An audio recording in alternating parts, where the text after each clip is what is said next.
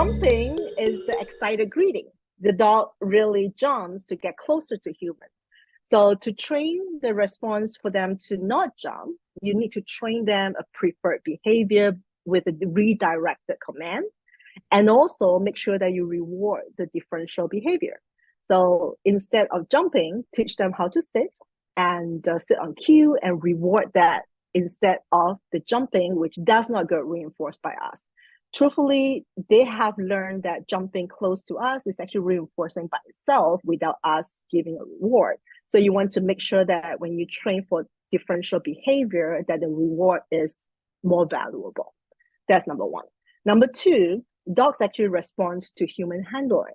The way you move your body helps them to basically reciprocate a behavior that matches that.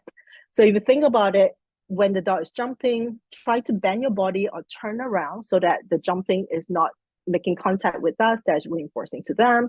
So this way, you can actually reward them when all four legs are on the ground.